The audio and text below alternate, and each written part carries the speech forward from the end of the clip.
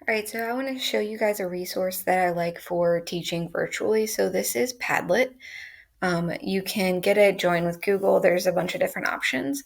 And so once you actually have Padlet, you can click Make a Padlet, and then you can pick the type. So I found last year that the wall and the stream were the two best options for my math classroom. You kind of got to look at the different things, but I typically asked a question and then we wanted to be able to see them in order, or if we had a competition around winter break, we had a drawing competition. And so then we used the wall and everyone could see everything. So I'm going to make a stream. So first thing I'm going to do is hit select. And then you can change the titles. They typically give you a title. I change them. And then change this.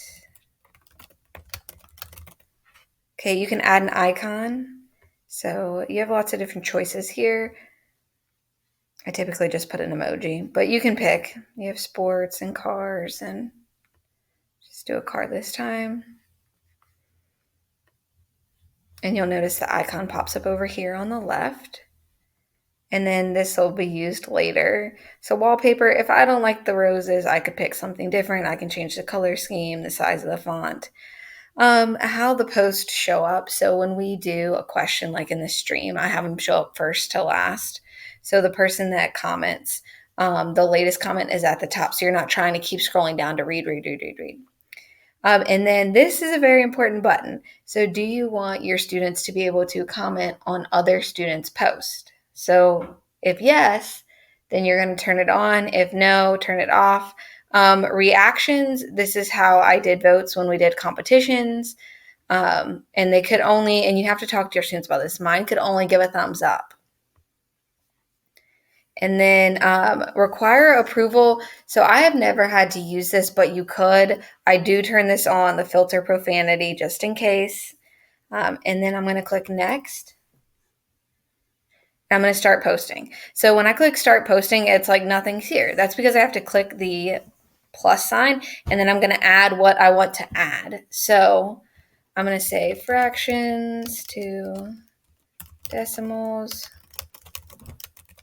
What are your thoughts? Okay, so I'm going to hit publish, and then I might want to change the colors. So if I'm asking them more than one thing, then I'm going to click on the little three dots, and maybe I'll change this one to blue, and then I'll add,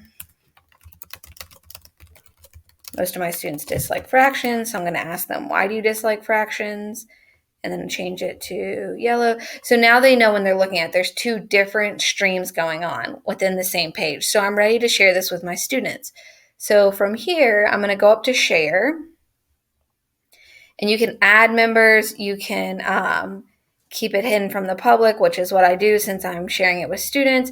I typically copy the link to my clipboard, and then I will paste the link into our PowerPoint or our slide for the day. So when we sign into Zoom and are ready to start Zoom, I can just put the link in the chat and they can go do this.